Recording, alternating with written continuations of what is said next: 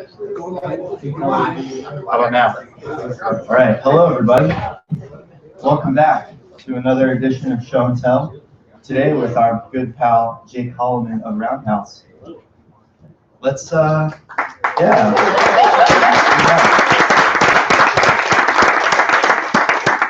So let's catch up real quick because we didn't do this last week. How's Be Honest?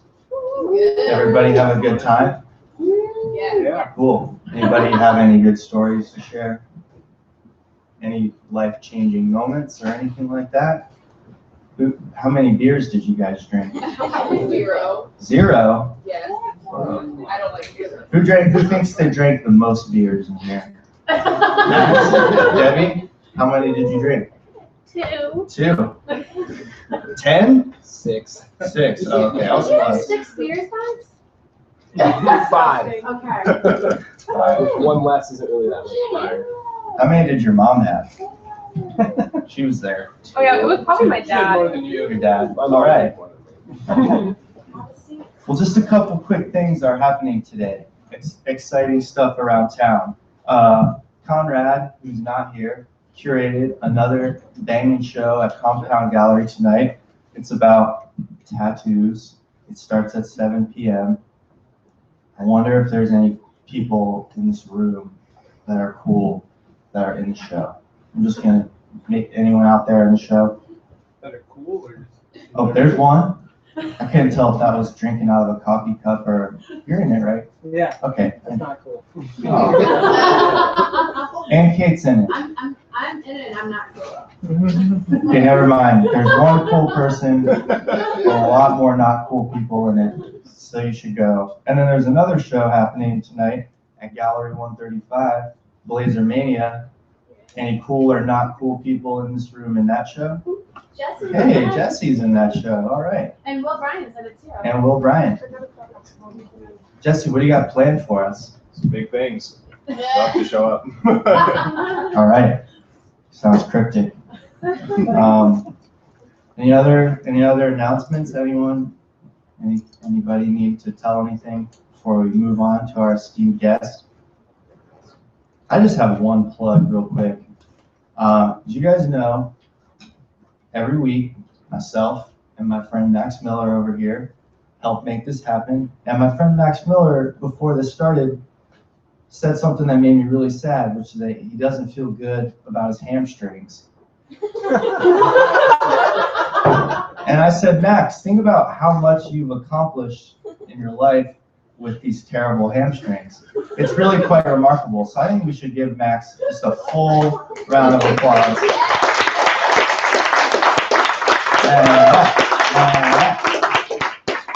Your hamstrings are great. And even if they're not, you are. I have an announcement. Oh, there's not. Just a quick note to let you know I have a space became open in the London trip this summer. I'm not going to be doing it next year. So that's my little sort of Like you better do it. push, Yeah. I might do it the year after that, but a girl needs a break. So get in touch with me, blevitt@pdx.edu if you want details on the trip. That is it. Yeah. Never mind, Sturgeon took the spot. Yeah. All right, well, JK. I think that's it. Let's go ahead and introduce our guests today. Let's also shout out, it looks like you brought some friends from Roundhouse Agency. You guys should welcome them too.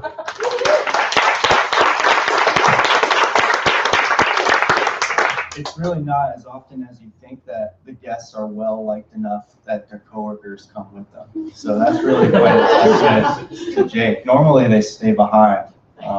I don't know if it's the person trying to escape the coworkers or the coworkers just glad they're gone or vice versa, but not this guy, not Jake Hollomon, a Portland native, sketchbook keeper, concept visualizer, graphic designer, illustrator, thrift store addict, and foodie. He's a graphic artist in Portland, Oregon, currently working for Roundhouse Agency. His passion for design stems from an unending curiosity about the universe paired with a love of providing a visual form to ideas. End Jake's section. Begin Roundhouse section. Roundhouse is a creative agency They work across channels while growing their digital roots. They believe in the evolution of self and craft. Collaboration is mandatory and ego is forbidden. Their only business plan is to create great work. The kind that stirs pride in their team, garners appreciation from their clients, and earns bragging rights from their moms. Let's welcome Jake and everybody else from Roundhouse.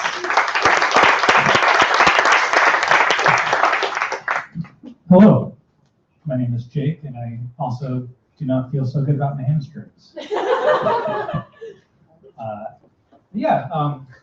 Thank you. You did a great introduction of myself and Roundhouse.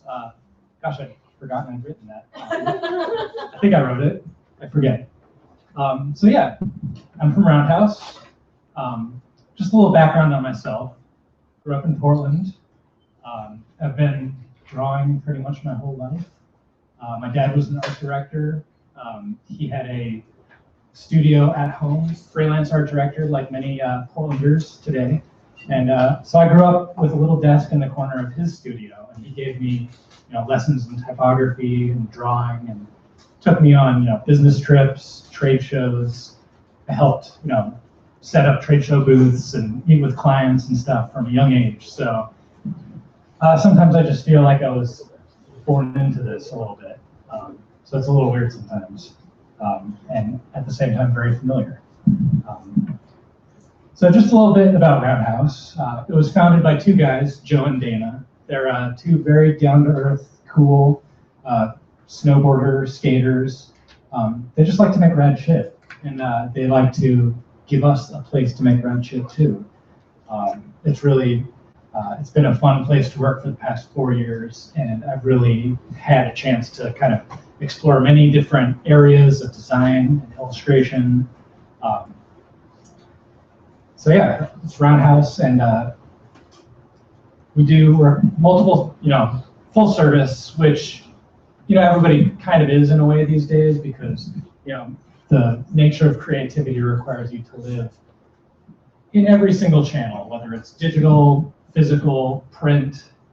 It's getting to the point where you don't really, or at least I don't, kind of silo it out. It's all just creativity, and it's all, it has to look good, and it has to live in so many different places. So, it needs to live online and in people's hands physically as well. So I don't really, think in terms of digital or print, as some people do.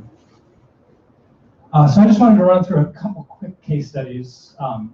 This is a good example of the work that we do for Adidas. They'll give us a shoe, in this case, the SL Loop, and we'll take it and come up with the key art for it.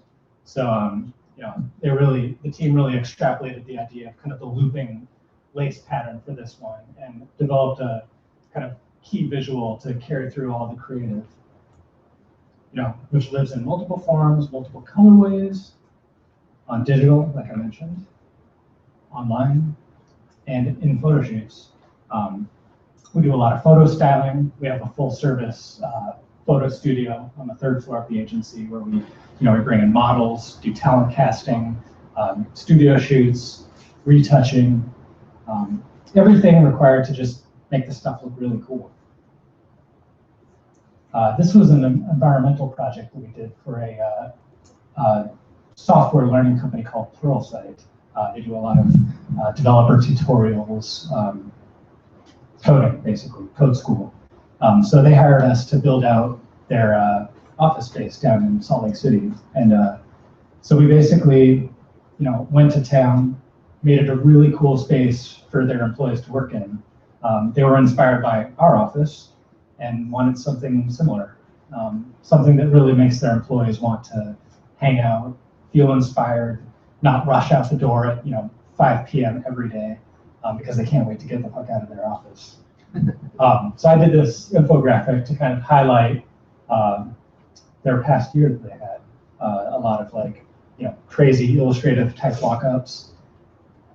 A couple more views of their office. I'll go through this pretty quickly because I don't want to spend the whole time just going through a slideshow. This was a project that I did for the company called Nest. You may have heard of them. They do thermostats that turn your house into a cyborg basically and know everything about you. They came to us with a brief wanting to build a living room in a gondola. So just an example of some of the weird, very challenging, strange briefs that you may come across at an agency. I don't know if this has ever been done. And over the course of the project, I started to figure out why. So I answered the brief with a couple sketches of how this could live within the little ski gondola. Trying to make it a cool little living room space. Tables, chairs, glove warmers, magazines. They really liked this. They wanted to move forward with it. And then we found out that the gondola had very restrictive weight limitations. And so everything had to equal about 100 pounds. And so that kind of changed my thinking about this.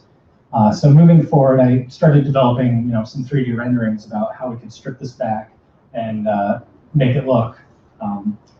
This is just kind of an example of how I work. I usually start with a sketch, just rough, quick drawings, take it into Photoshop, drop in some color. Once that's generally signed off on and the client likes the general idea behind it, I'll take it into Cinema 4D and make it live in a 3D environment so that I can actually scale out how things fit within the space. So basically, I had to strip this back quite a bit, a couple of different views, and then this is a little bit closer to how it ended up looking. So I would say that this is probably one of the most challenging production jobs that I've ever worked on. Maybe not creatively, but from a production standpoint, we had to go down with the vendor, a shop that we work with in town called Axiom, and they went out to the actual resort with a 3D scanner, like some crazy Terminator shit, and scanned the entire inner space of this gondola and custom milled all of these foam inserts. This wasn't made of wood since we had to, fit within this 100-pound weight limit. And so we ended up doing like a veneer over, hard-coated foam. And so they had to create all that stuff using 3D scans and CNC routers. It took every ounce of technology imaginable to just make this happen.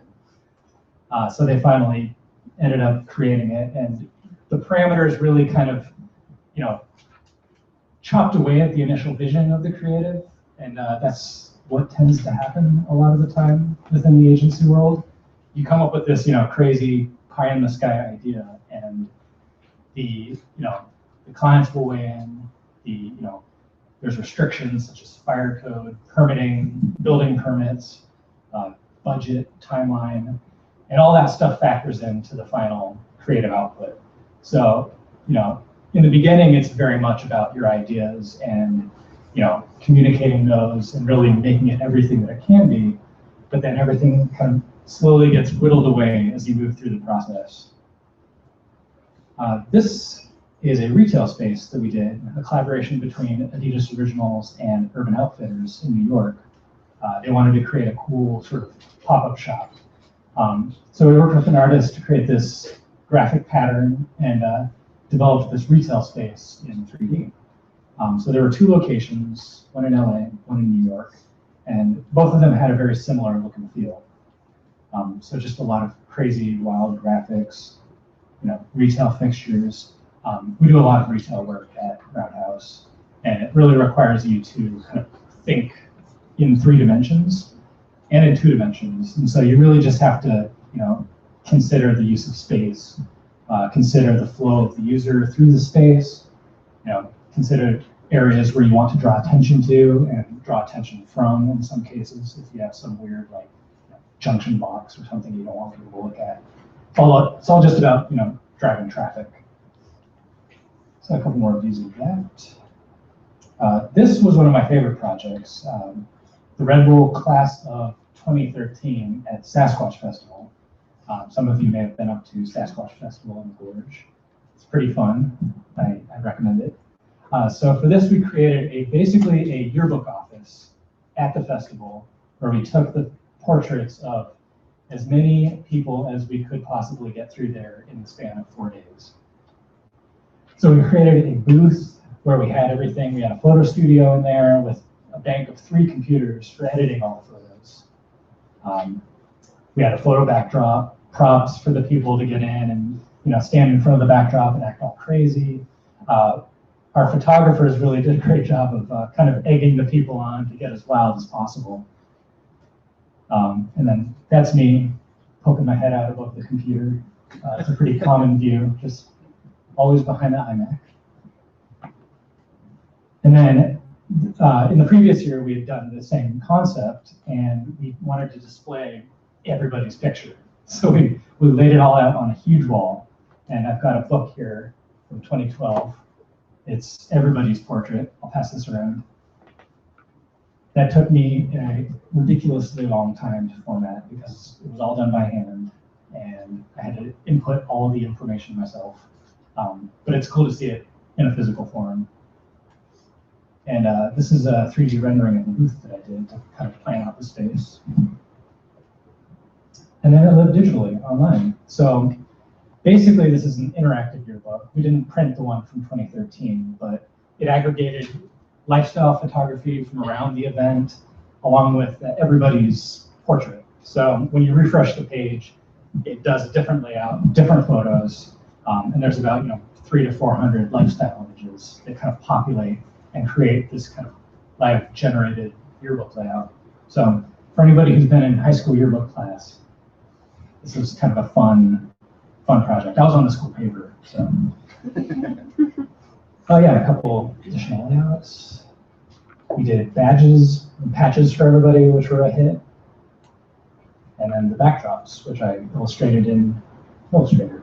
And this gets to the point where I like to play around with a lot of different styles. I draw in my sketchbook a lot, but then I like to translate that into different forms, 3D, 2D, vector graphics, hand-drawn stuff. I really try and just always challenge myself to try something new, try a different approach, try a different style. I'm always bored if I end up doing the same thing for too long, so I've got to switch it up. This was one of the biggest projects that I've been working on for the past 3 years, the Red Bull Guesthouse. So Red Bull came to us with the idea of a hotel takeover in Miami for Winter Music Conference, which, if you don't know, is all of the big DJs, club bookers, festival owners, promoters. They all end up in Miami in March, and it's kind of like a networking event. There's lots of parties, lots of clubs, lots of festivals, and it's when all the DJs play their new tracks. They book talent for the coming year's festivals. So it's basically just all the people in electronic music hanging out and partying.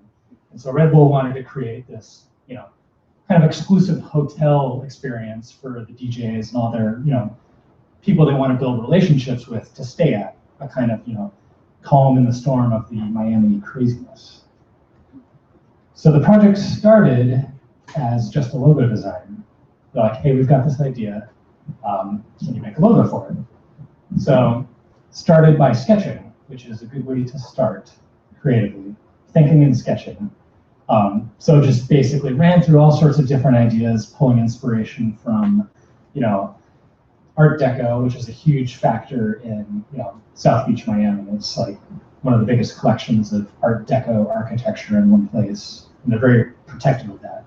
So kind of used that as the starting place creatively, and just sketched out a bunch of cool geometric shapes and how I could lock up the type with that. But then also thinking in terms of, hey, this might have to live outside of Miami, so it can't get too down that road of deco.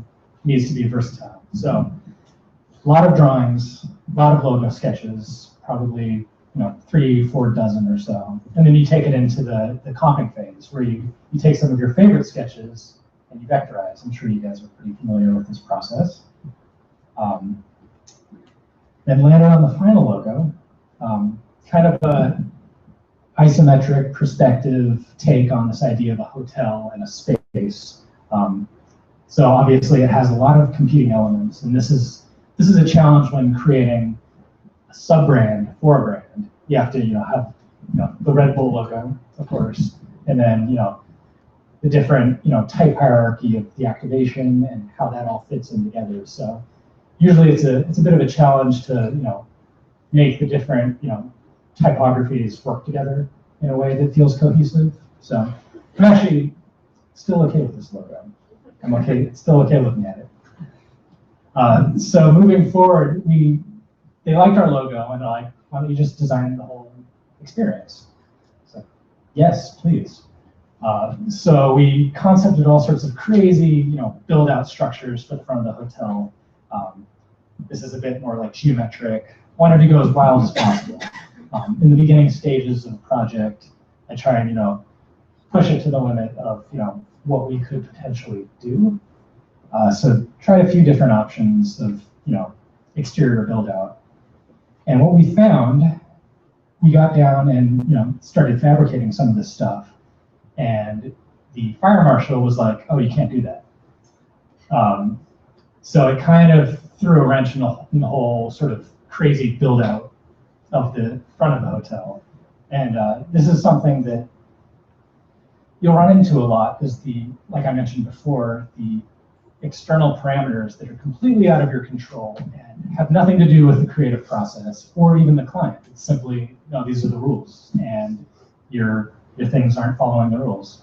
So it's just something to be aware of when you're creating public-facing stuff, is that there are a ton of different factors outside of just the creative process that you have to account for. And a big thing in Miami is hurricanes.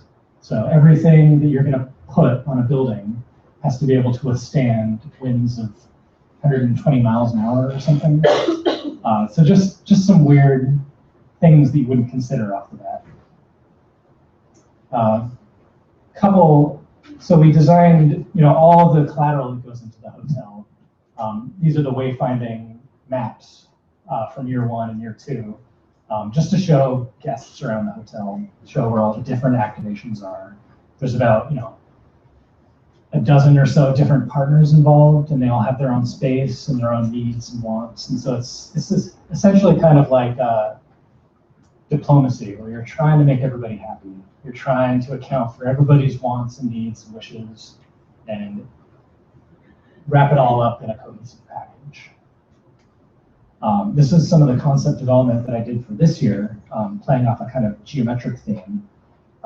Every year we kind of switch up the theme a little bit while still retaining kind of this familiar look and feel. But yeah, this is my favorite part of the creative process, is the beginning, because it's when you can get wild and you can play with different techniques and different treatments, and just experiment. I love to experiment. We concepted out this whole hallway with a painted ceiling, trying to kind of replicate the feel of an underground club, crazy light tubes, geometric column wraps.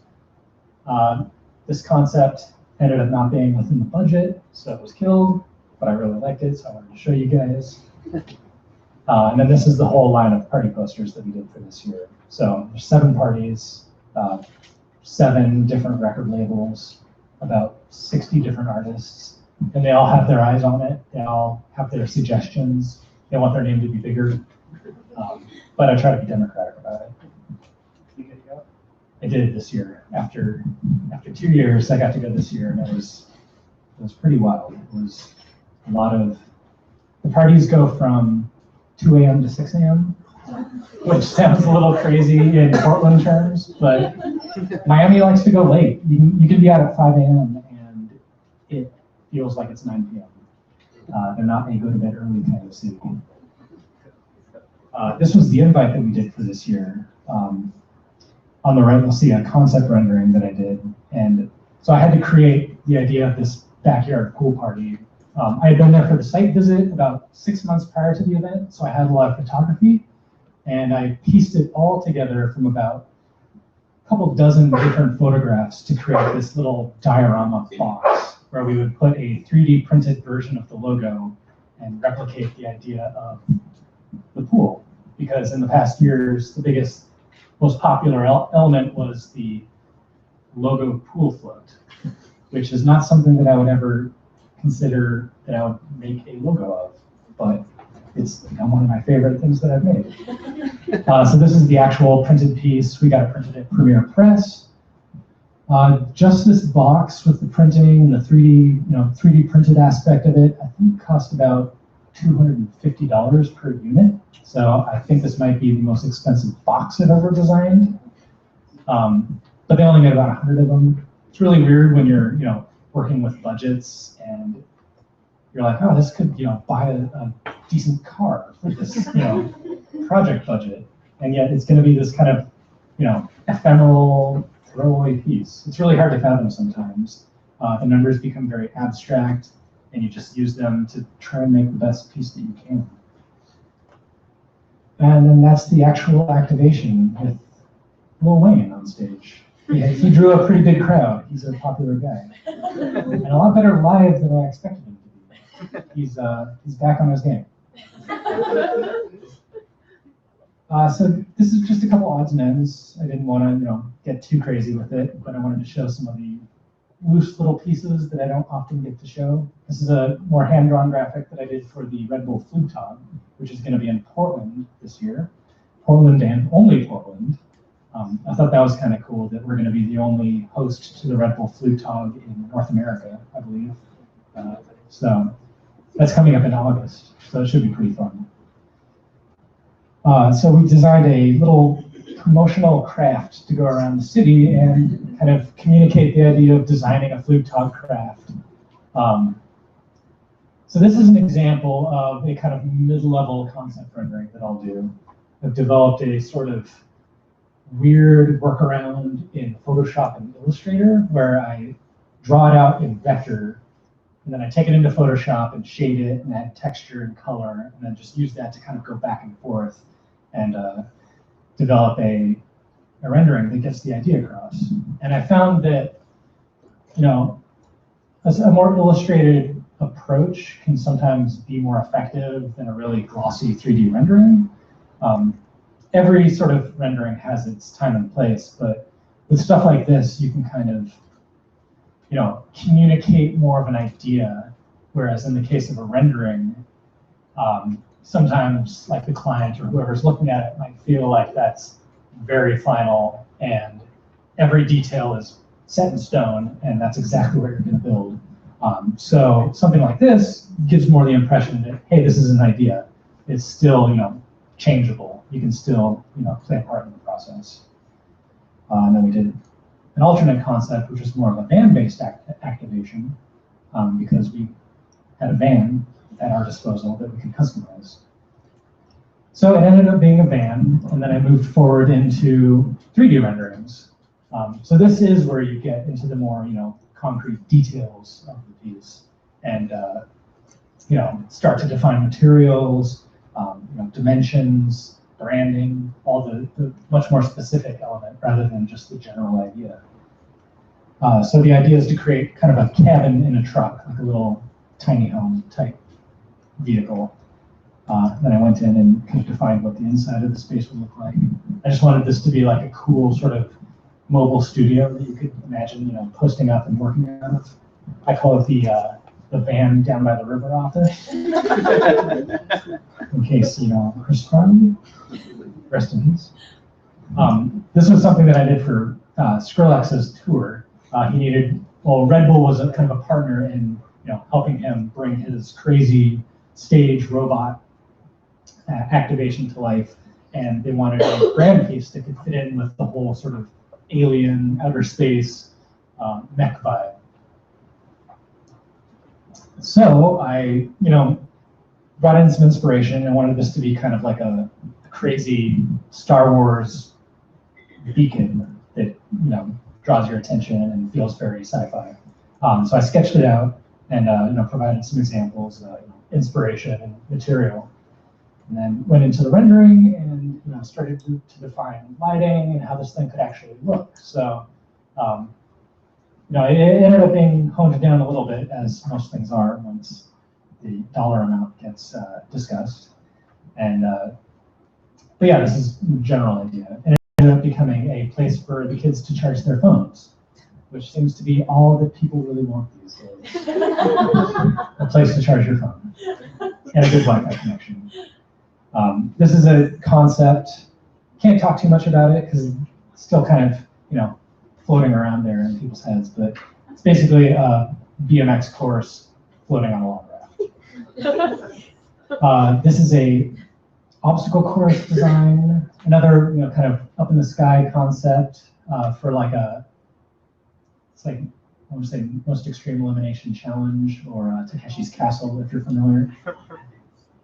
So this would be like the Portland version of that, which I think could be really fun. And then a more kind of dialed in 3D rendering. But even with my 3D renderings, I've been working in Cinema 4D for about,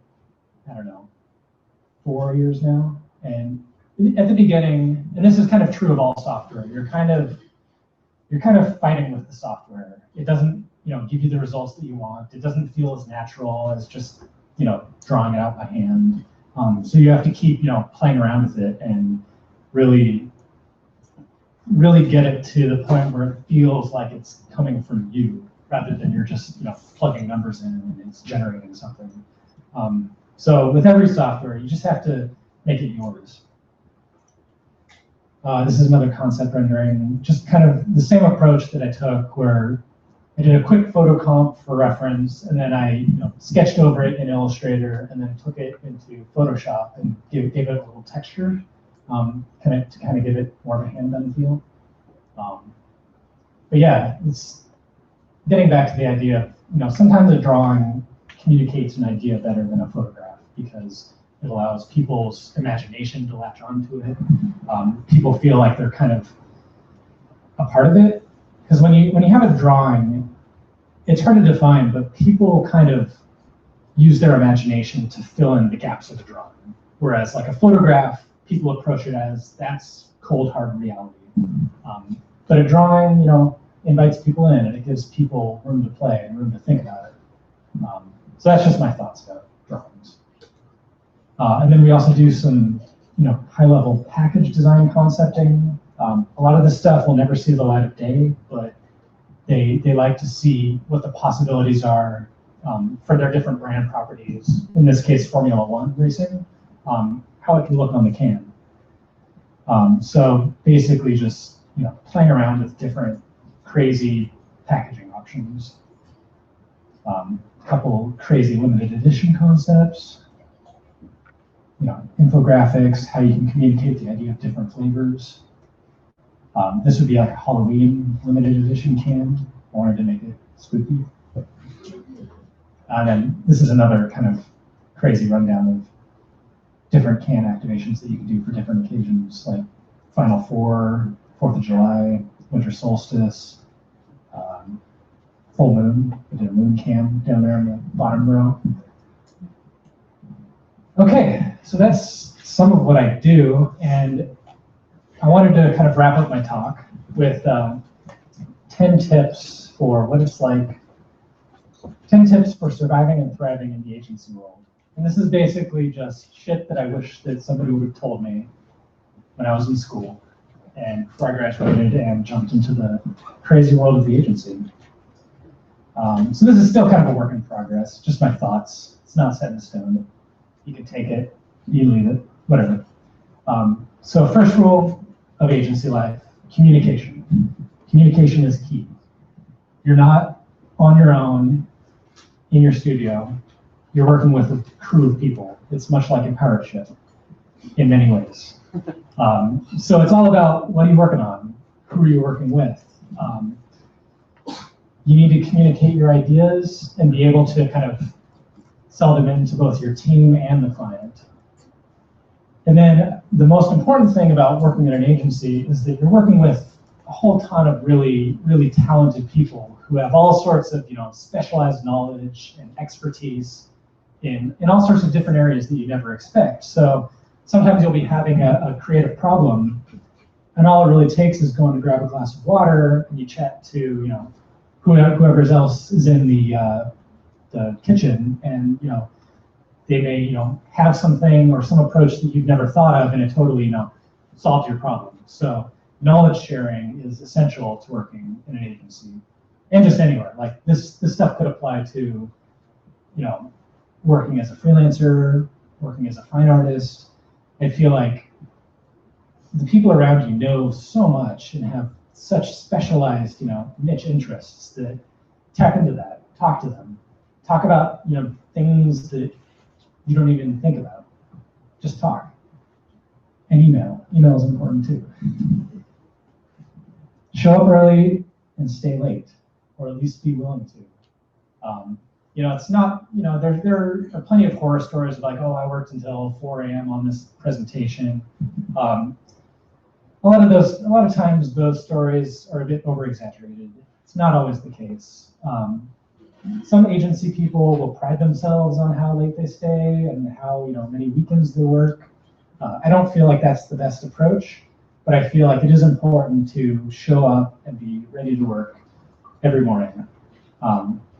It's not about feeling inspired or having an off day or an on day. You kind of have to always be on, regardless of how you're feeling, because people are counting on you to make cool shit. Have style, not a style. So to clarify, as I've run through and all the work examples that I've shown, when you're working at an agency, chances are you'll be working with many different brands, and a specific style will not suit every single brand that you might be working on. So I think it's important to just take every approach, or approach every project with, you want it to make it look good, you want it to look effortless, you want it to look incredibly professional. So cultivate an approach that, your style should be in the way that you approach a project, not in the final aesthetic. Aesthetics change. If you've been on Tumblr, you'll know that, one day it'll be, one style, and then the next it'll be something completely different. So you need to be able to kind of be a bit of a chameleon and really just have your style evident in the approach that you take to your work, not just having a specific look and feel that may or may not be relevant in a week from now. Think outside the box, but realize that there is always a box. And like I mentioned earlier in the presentation, there's all sorts of parameters that factor into the project. And it's not just, your creative vision that you had from the outset, it's every little, component of the project that plays into it. So in the beginning of the project, you really want your thinking to be, as wild and as crazy as you can possibly make it. But eventually it's going to have to, fit into certain, boxes. The biggest one is usually the budget. The client's spending their money and they want it. Sometimes they want a lot for a little. Actually, most of the time they want a lot for a little. So you really have to, be creative with how you utilize materials, how you utilize, your vendors. And it's important to at least consider that because it really affects the outcome of the projects. Handle your party. This is something that you usually learn in school. We're all adults, and the agency world typically has a pretty lax approach to intoxication. Sometimes it's a part of the job. I just think it's important to be responsible about that. You don't want to be that guy. Everybody knows who that guy is. You'll be out with a client and they'll be ordering shots and bottles and all that stuff. And it's important to, show that you can hang, but at the end of the day, you still have to show up the next day and be able to produce amazing work, no matter how hungover you might be. So basically, yeah, just be aware of it, know your limits, and you don't have to drink if you don't want to. Be patient. I've found that patience is probably one of the most important, I don't know if it's a skill or just a character trait, but things don't typically happen at the pace that you want them to. I've been on a project that lasted, 8 months, and by that time, all of the, sort of creative inspiration has drained from your your being, and you just want the project to be over, but you still have to, bust out 10 different rounds of revisions. So really, it's all about, just staying the course, really understanding that there are many more factors at play rather than just yourself, and be flexible. Develop your meta skills. In school, you're focused a lot on, developing your craft, your creativity, your approach to projects, your creative problem solving, and that is essential for, working in an agency. But, not every brief is going to push your limits creatively. You'll have, some really boring briefs. Not boring, but, drier. And in those cases, I found that it's important to find some other aspect of the project that you feel like you can kind of grow your abilities within. Maybe it's,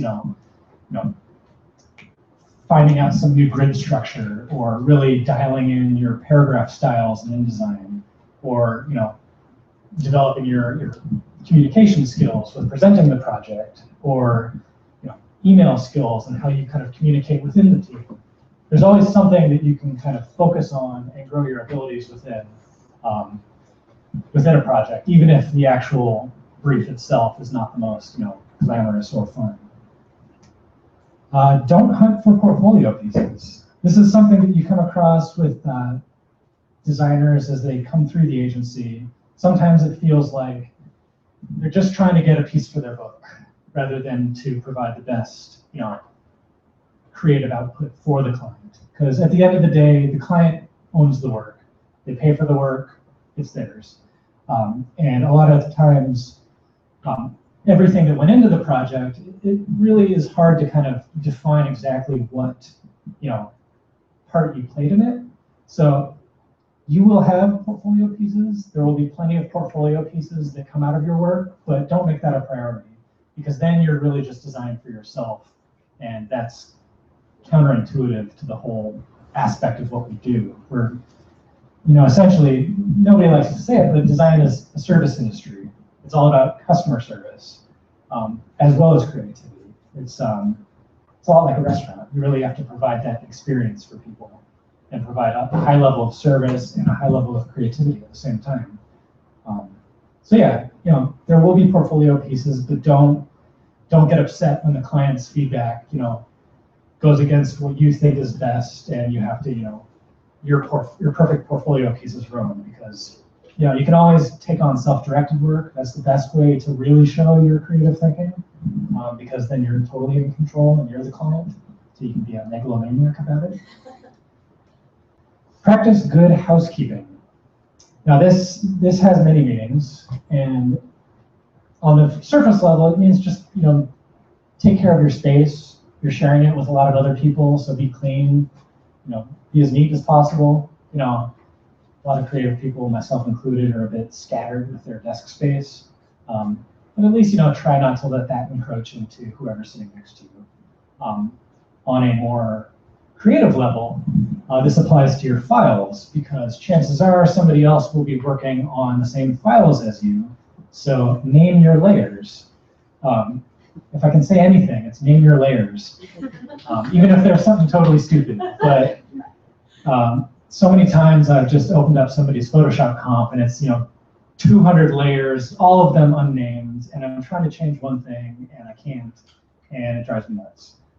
So really, I think it seems like a lot of what a designer does, you see it in the output, you see it in the creative sort of work, but you can tell a lot more about a designer by how they set up their files. So just a bit of wisdom. And then finally, you can't do it all, and you don't have to. There's a certain need to be the hero. You want to do it all. You want to prove that you're helpful and you're there for the team. But at the same time, you're human, and we all need help sometimes. And the benefit of working in an agency is that chances are you have other people who are willing to help you. So ask for help when you need it. Ask for help when you don't know something. You don't have to, be a martyr and take a bullet for everybody, because, at the end of the day, it's a collective effort. And yeah, that's my last little point. So I'm going to open it up for questions. And I've got some giveaways too, some Roundhouse flags. So yeah, if you have any questions, please do ask. What was the sort of impetus for the old Portland images? The impetus for the old Portland images, off the bat, I just really love the history of the city. I feel a sort of connection to the ingenuity of, past citizens that have lived here in this space. I feel like what draws people to Portland, it's kind of the same thing today as it was in 1905. This is a place where you can come and you can do your thing. You can be creative. You can live the life that you want to live, free from the kind of more established places back east, or at least that was the case back in the day. But I've become fascinated with the great floods of, I believe it was 1948 and 1894, and then we had another one in 1996. And in those years, the Willamette has risen above its banks and flooded into the city. And I really like how Portland has coped with that. If you look at the flood of 1894, you'll see all sorts of like plank walkways and little boardwalk roads that were created to basically just get along with life in the face of a natural disaster. And I feel like that's kind of the most indicative of Portland's ingenuity and kind of an example of the creative spirit here. So hopefully that makes sense. I notice you use a lot of 45-degree angle lines. I was just wondering what the intention or why you do that. 45-degree angle lines. That was just a style that I was playing around with. It just makes everything look good. It's geometric. Yeah. I'm getting into more complex geometry, but it's fun to like establish a rule and see how far you can take it. So like I'm only going to use 90 degrees and 45 degrees and try and create an illustration out of that. It's just fun. Yes. When you're working with clients and you're working with parameters and budgets, how much of a give and take on because you as the designer have the idea and you're making it, but how much do you let them say what goes? I guess, can you ever tell them no at one point, or how's that interaction? That's a very good question. What was the question? Yeah, what was the question? Can you tell the client no, and can you direct the process? It really depends on the client.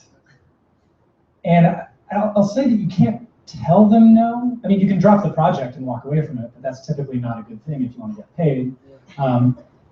You can suggest no, I'll say.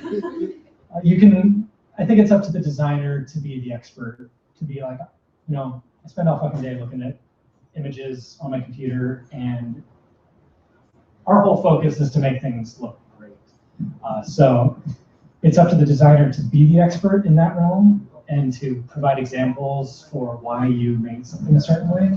So it's about providing an argument. If you really are against something, say, hey, here's an alternate option.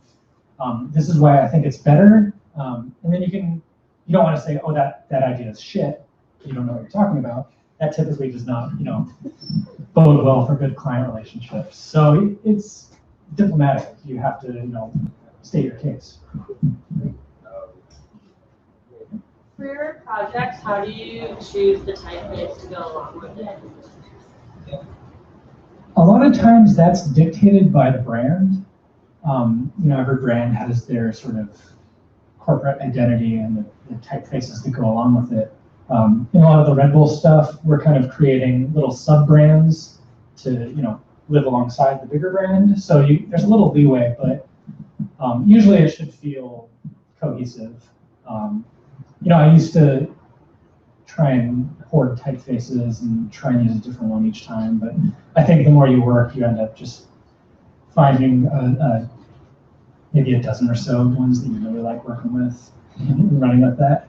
And then, interspersing display typefaces every once in a while. But yeah, definitely have my favorites.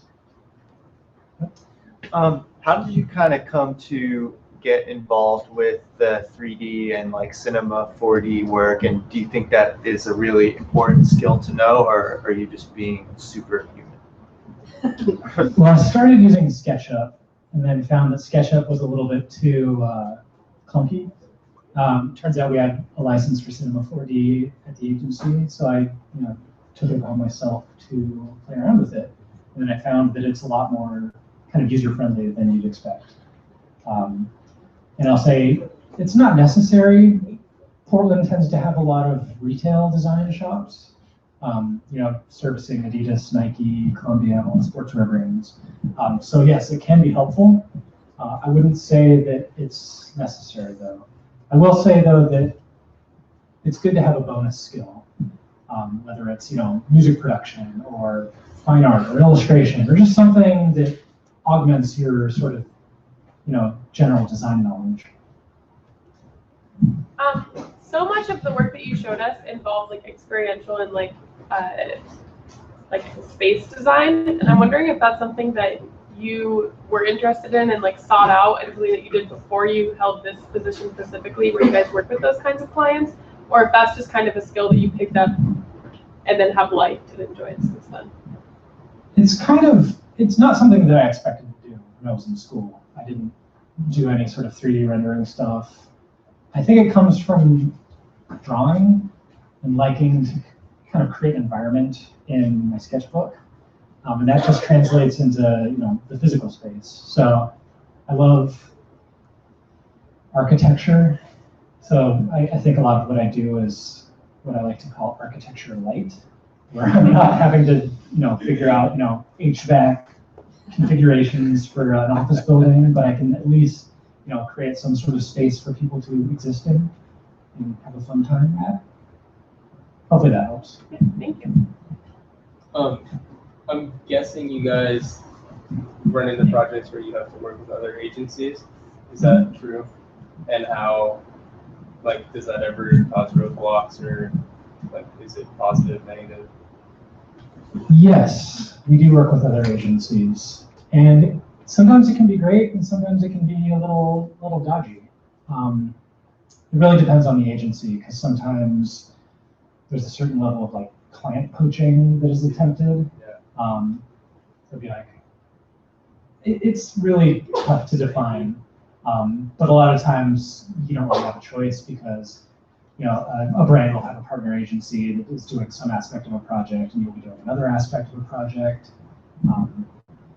Sometimes you'll be working with a vendor who also wants to be a creative agency, and they'll kind of overstep their bounds. Yeah. It's all diplomacy. Like I mentioned, it's a lot more interpersonal than you'd ever imagine. So many relationship management, basically. Cool. Any other questions? What do you think got you hired at Roundhouse? Where were you coming from? I was coming from a smaller agency, basically a small kind of marketing studio. I did a lot of work for Adidas, which kind of translated into, the client base at Roundhouse. I think they liked the fact that I drew in my sketchbook and could show that creativity. And that's why I would encourage just drawing in a sketchbook, is because it shows the sort of unfiltered raw material that you're working with. Because it's you'll look at a finished design piece and it can look great, but it's sometimes hard to tell exactly what your process was to get to that end result. So I think it's cool to have some sort of example that just shows how you think. So if you were to go to an interview, would you bring your portfolio and your sketchbook? All the time. Can you talk? Oh, sorry. Go ahead. I was gonna ask another question. Go for it. Can you talk a little bit about just drawing as part of your overall just practice? And I mean, you have sketchbooks here that go back to 2006. I noticed we have some 10-year-old sketchbooks floating around. I mean, it feels like this has always been a part of you, and that's how I first got to know you. Yeah. Your drawings. I do. Gosh, that makes me feel old. Yeah, I've got sketchbooks that go back from when I was 9 years old. And it's weird to see the evolution of, how I've thought over the years. You'll notice that in the later sketchbooks, it becomes a lot more sparse and I fill them up a lot less quickly. And that's just, more work means less drawing time, sadly. I try and make as much time for it as I can, but sometimes it feels like work, and so I want to do something else entirely. But yeah, I don't even know. Like, I just grew up. My dad, he was an art director and then a illustration professor at PNCA for the past decade. And he just drew all the time, and so I was very much exposed to drawing and micron pens and just that whole way of thinking. So he was like really into hand lettering. He loved he loves mocking up like Helvetica or Ventura or Garamond, and he can like bust out, typefaces off the top of his head from scratch. So he was a big example of like how to draw. And so I just grew up around it, and that was always kind of an expression because, when your mom doesn't want to buy you the new Super Nintendo, you can create your own Mario levels by drawing them, and it's actually more fun. So that was how I entertained myself in a pre-internet era. Imagine that. Anything else? Did you have to collaborate with your dad? Yeah, actually, I've helped him out on a lot of times. I helped him build his website. He was doing illustrations for National Geographic, and I helped with kind of the Photoshop layering of his files. I mentioned earlier that he would take me on like trade shows and client visits, and so I was kind of like a little apprentice. But yeah, we've definitely collaborated before. I have one more. Yeah. Kind of off of that, like, where does the generation of learning the graphic design trade now compared to like maybe when your dad did it, and how different does that seem? Like, do you know a different side of it than he does? And I feel like it's just weird, better at digital stuff, whereas it's a lot more craft. Oh yeah, like my dad, he never referred to himself as an artist. He referred to himself as a graphic craftsman, and he was very much about that sort of hand. I made this. Yeah. When I grew up, he was art directing from home, and he never had he had a computer, but he never designed on a computer.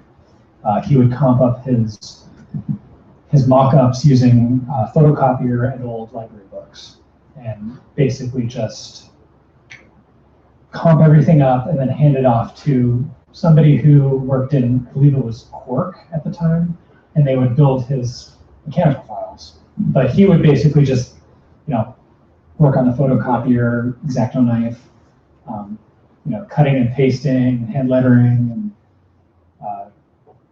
doing it all from scratch. Yeah. So I feel like it's important to at least have some level of analog knowledge. Say the apocalypse happens tomorrow, and you need to be a graphic designer in the world of like the road. How are you going to do that? You need to have some level of hand skill. If you're going to be a post-apocalyptic sign painter / newspaper drawer. I like to think about that. Survival skills. Yeah. So hopefully. Nice way to end it. Yeah. So how are you going to design in the apocalypse? Thank you very much. I've got some giveaways here. Don't pass, and I think there's enough for everybody to have one. So, yeah. And I've got business cards up here, a couple of scout books, a T-shirt, some swag. So come on up. Have one of the sketchbooks. Let's return it to the. Excuse me, need a business card. Thank you. You can't